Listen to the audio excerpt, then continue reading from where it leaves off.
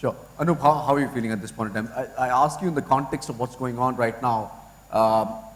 Talk about Federal Reserve tapering or cutting back on its bond buying program, possible flight of capital. There is certain nervousness, not just in Indian markets, but global markets right now. I hope it's not being telecast live, so otherwise I would have made a comment that I think we are like one of the PAL seats. So if you read, so if, here if you see the last 5-6 years, what's happened is that we've got used to some new terms every time we made some money or each year. In 2007-8, we were told there were things like CBO, CDO. I thought there were only nuclear bombs before that which could hurt us, but suddenly CDO, CBO, CLOs came into place. And it's quite amazing that a thing which was supposed to have helped the US, come out of recession is actually now bringing the whole world into recession, and the US is, growing. Sure. So if you look at QE 1, 2, 3, markets have actually reacted to it, totally differently almost each time. And so we are seeing a totally different reaction this time, and the QE3 is now coming to a stage where in future at some point of time they will scale it down. So it's not that it's being scaled down from tomorrow or from next month. It's sometime next year they feel the need to do it, and the whole markets are actually moving. And the funny part is that the market which should have been most impacted would have been the US equity market is doing very well, and the rest of the equity markets are doing really badly. Right. So it's a little difficult to make sense of it completely. You can say it's a question of flow, that money is flowing back into US because that's more secure and the US dollar is the most secure currency. But other than that, I think that's something which we all try to give some name to it, to give ourselves some kind of actually reassurance. But it doesn't make too much sense, at least for me, what's happening. So what you do is you actually run a portfolio which is got slightly less beta, which takes slightly less risk, and you pray a lot and say that this too shall pass, because if you look at the last 5-6 years, all these events have passed on to something else. So we'll get a new phase in another 2-3 months' time. Sure. The way I look at that. Sure. Naren, one question is, irrespective of corporate earnings, irrespective of domestic factors, irrespective of political uncertainty or a policy announcement for the government, the god seems to be about liquidity. And the movement that we've seen in the markets over the last couple of months, or at least for the last 1 year, has been about foreign capital coming in or going out. We are so dependent on what the institutional money is going to be doing, the foreign institutional money is going to be doing. Do you see that changing? Not in the near term. In the next 5-6 years, as you talk, do you see domestic money playing a little, maybe becoming a stronger hand? I think certainly domestic money will become a bigger hand. But having said that, I think the flows are not something which will always be there. If you go and look at the American experience between 2008 and 2012, in those 5 years, they pulled out $600 billion from equity mutual funds and put that $600 billion or more in bond funds. Right. And what has happened this year? The returns have come in the equity funds, and there has been no return in bond funds.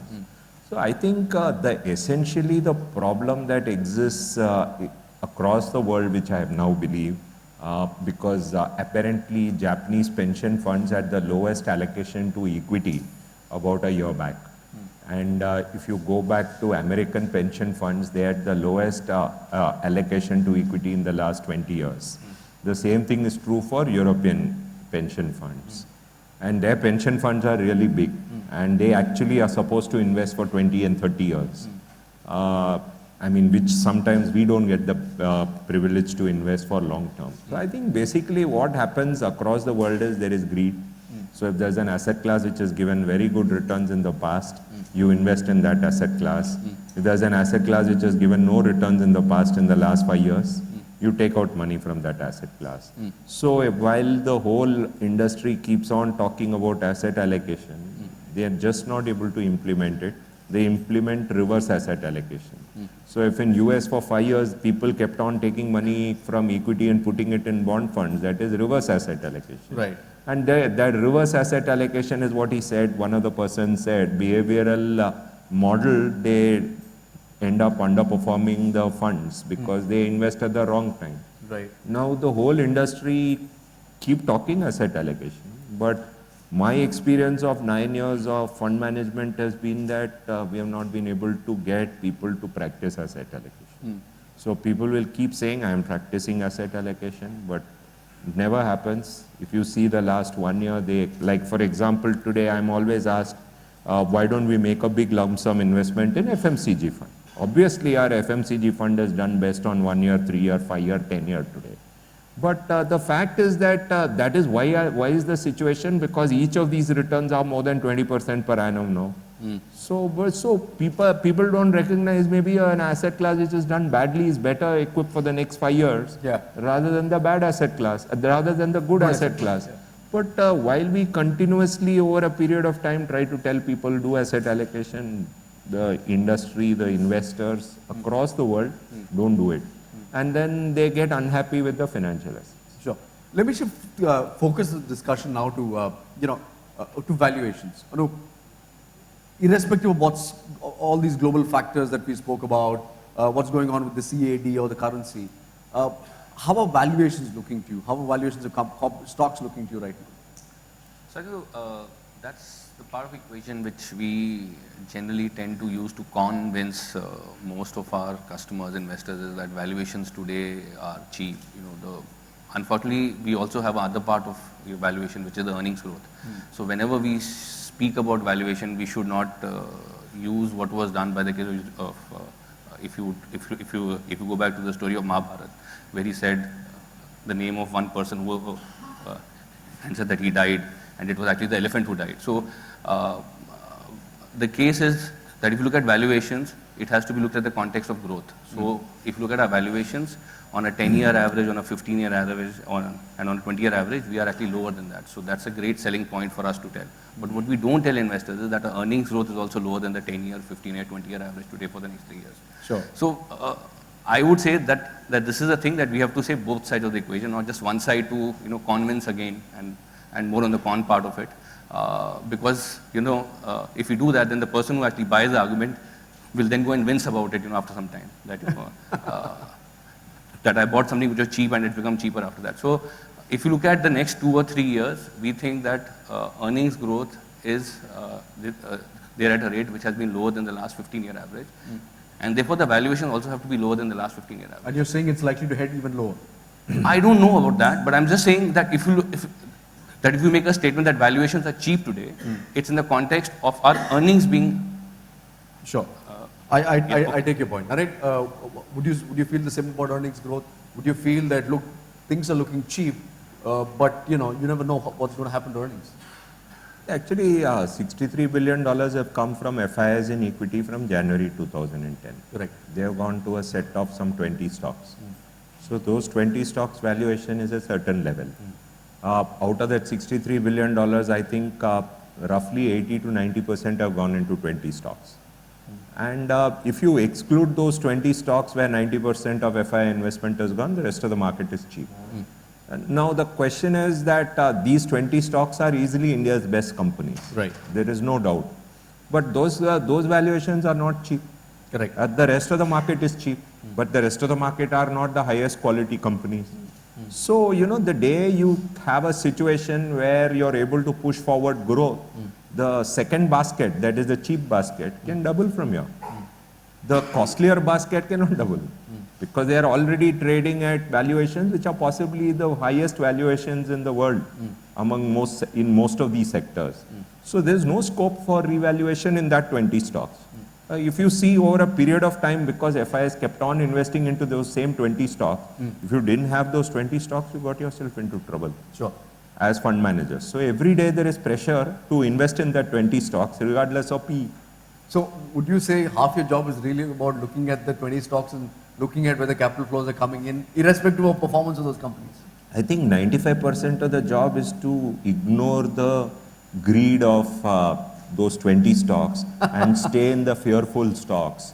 And that is a challenge for us. I've seen that challenge in 2007. Sure. So at least this is the second time I'm facing that challenge. The first time when I was facing that challenge, I was really, I found it even more stressful. The second time I find it slightly less stressful. All right. If you look at Just to say, I think so. the situation in 2007 was different. There the challenge was not to fall in line with names which start with G and today are all, you know, 3-letter companies which are now down, at least 70-80%. And at that point of time, if you asked anyone into the market cap of a company like the case, or like Bajaj Auto or like Hero Honda, he would not have remembered it at that point of time. But if you asked him about Lanco Industry or GVK, he would surely rattle it out. Today the challenge is different, is that the companies which are good are actually expensive and the companies that are bad are really trashed. So I think so it's a little different from what Naren is saying. I think so the challenge at that point of time was to just hold your nerve, to actually not buy quality stocks which were not quality, but were being made quality. Today you are buying names which are far more stable, but at valuations which are not stable. So I think that's a little bit of a... No, I don't disagree with Anoop. I also mentioned that the 20 stocks where bulk of the money has come are India's best companies. Correct. I mean, so I didn't disagree with Anoop. It is, but essentially it is the same thing. There is a, what apparently in 70s or 80s, something like this happened in US. There were one set of 50 stocks which traded at 50 PE. Right. Then in the next 20 years, out of those 50 companies, half of them went bankrupt. Sure. But those 50 stocks were considered to be a special club. And then they went into trouble over a period of 20 years. Sure. Those stocks include things like this Polaroid camera and those kind of companies actually in them.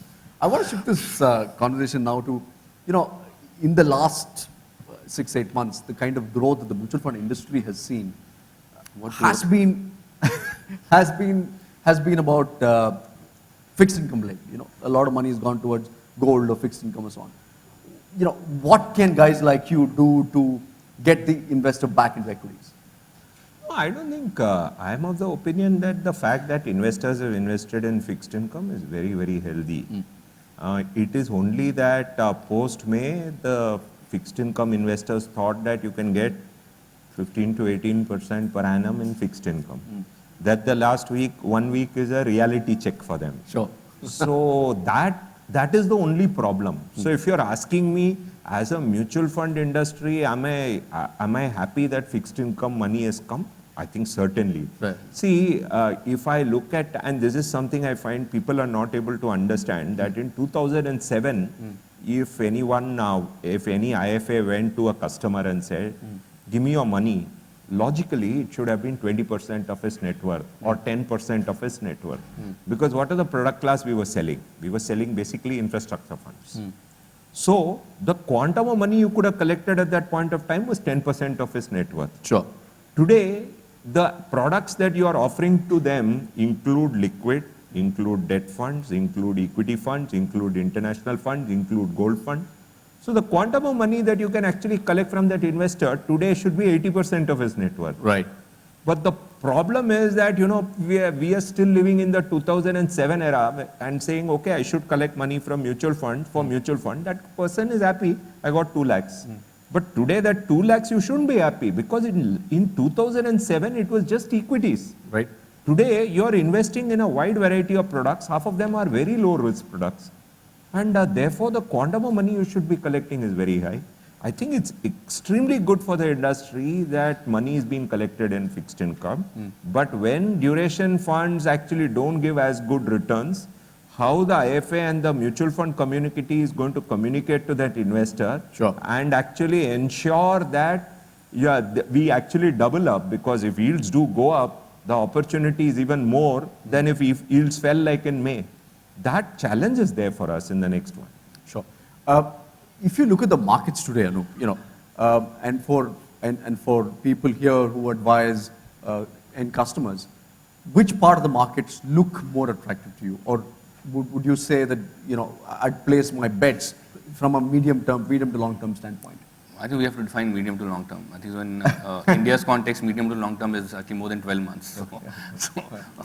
That's what we... I probably say 2 weeks.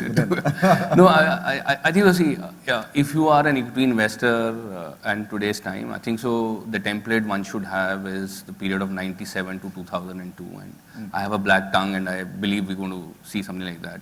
So you have to be patient and you have to go and invest in equities. Only if you believe in equities should be a part of your portfolio. If you're worried about losses and if at the end of the quarter or end of the year, you want to look at your sheet and see that that it's down 8, 10, 12%, then this is not the time for somebody to be convinced about equity, frankly. Again, I would like to emphasize on convincing part of it. We are at a stage, and that's my personal view, I'm sure there are other people who are more bullish than me, is that till we do not have elections next year or whenever it is, and we don't have a result which really gives us comfort of having a strong, stable government, we should be a little worried about what kind of equity portion we have in our portfolio. Saying that, what we tend to overlook is that in India we have our own economic cycle, and that economic cycle had actually peaked in 2008. Unfortunately, it also coincided or synced with the great financial crisis. So the government came out with measures to boost the economy, maybe wrongly, rightly, I'm not getting into that. So it gave it just one more boost to the economy, which we saw in 2009-10. But the real fact is that our economy has peaked, and we need to have a slowdown, which is more of a generic slowdown in terms of the cycles that you have in economy. That phase of correction takes between 2 to 3.5 years. So if you take the period of 99 to 2002, it came after a period when almost every Indian company went and did a GDR in 94, 95, set up plants and did various things. By 97, there was a large amount of capacity, their issue in India.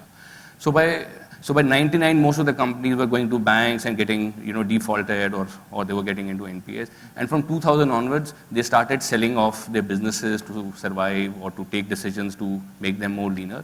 And by 2001, equity was such a bad name that if you were in the market to get married, you wouldn't get married. And, that you were in a,